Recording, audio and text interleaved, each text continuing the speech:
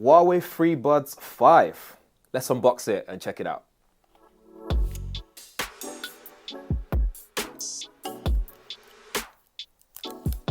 Very interesting.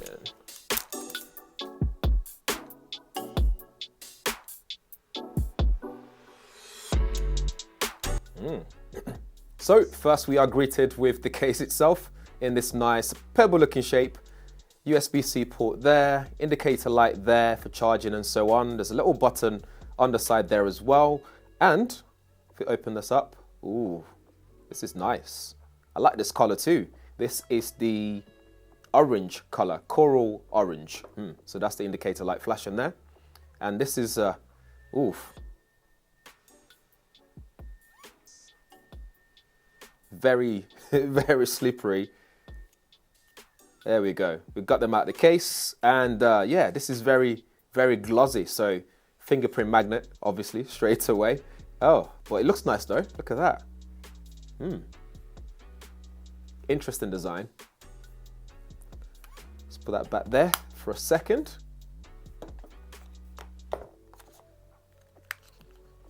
Earbuds tips for different sizes, for different ear canals.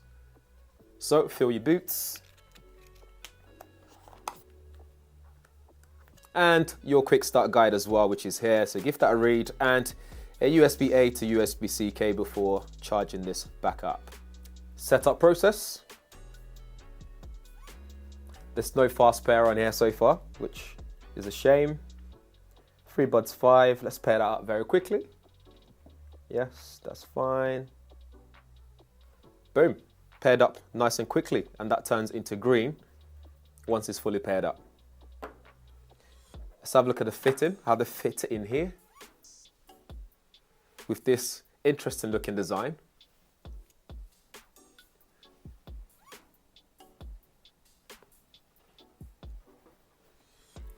Very comfortable and snug actually. Doesn't feel like they'll fall off, but I don't know if I can say the same for if you get sweaty, they might just slip off because it's quite slippery. It's got this double curved shape and design. But let me get closer so you guys can see. Interesting design. But it does fit very snug in here though. Nice and comfortable. Can't complain there. Wow, some specs for you. So here we're looking at IPX4 water resistant. It's available in this coral orange. It's also available in ceramic white and silver frost.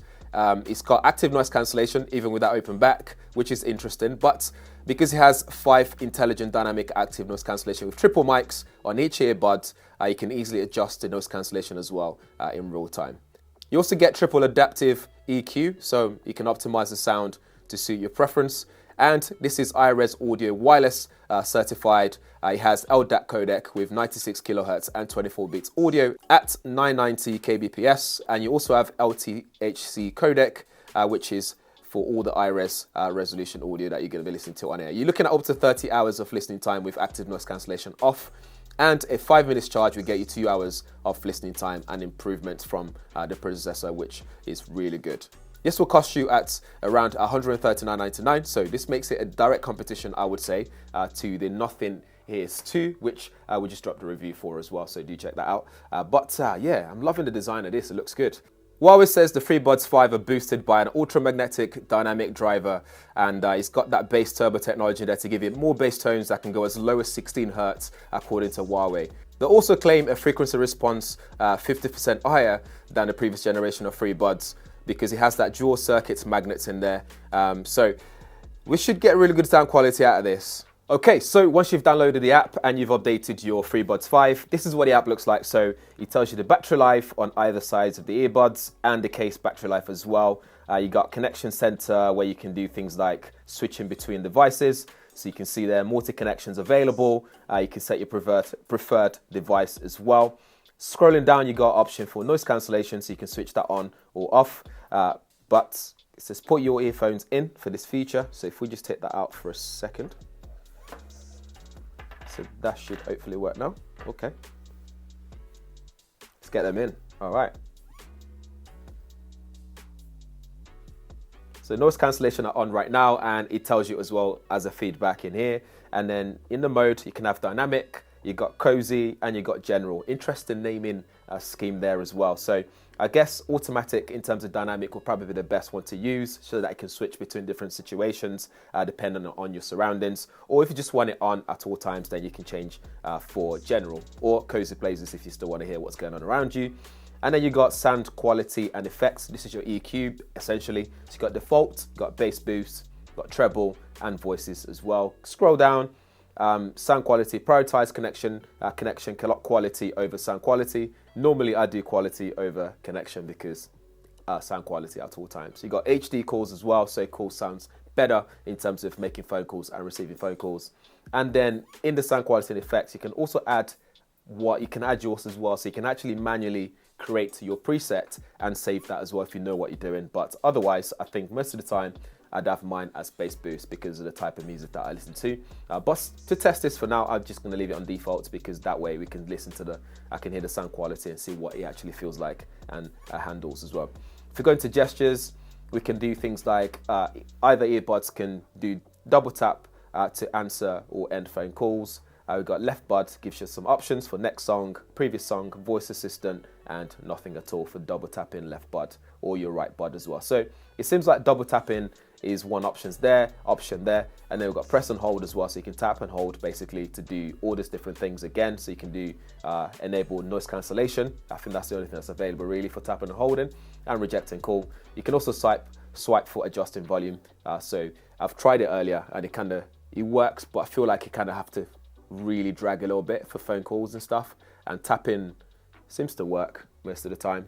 No problems there at all. I think I still prefer the nothing ears to sort of like pinching system. Just go pinch, get a little feedback, and it works. But I guess this will do as well. It's not a problem. You've got Find My earphones, so earbuds, and you can update it, and you can go into settings for everything else as well. So low audio latency settings, smart wear detection, so it detects when it's on your ears and when it's not in your ears, so you can adjust those. Every time you put it on, it also gives you sound feedback as well to let you know it's on.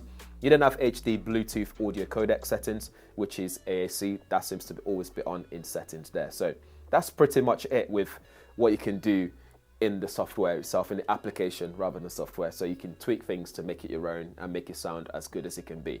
I think the next thing to do really is to play one of my favorite tunes here, some Afro beats and stuff, and see what this sounds like as well. So there's a new tune that I've been listening to, which sort of, it's got like mixture of different instruments, sound quality in terms of like vocals and the back singers as well. I should be able to hear the separations clearly. Okay. So I mean, so you kind of have to like swipe up. Okay.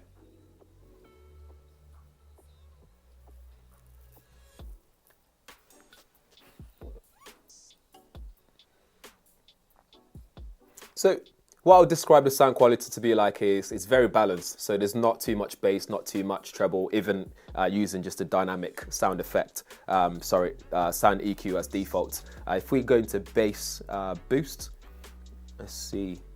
Okay, so when you change between bass boost, voices, treble boost, and default, you can hear the differences very noticeably well. Default sounds very balanced, bass boost, very bassy, but treble and voices sort of sounds very similar. But I think if you're going to be listening to podcasts and stuff, you probably go to voices, but you're probably better off just leaving it as default. Then it can handle different sound quality or sound genre, music, or whatever type of music you listen to, podcast, whatever.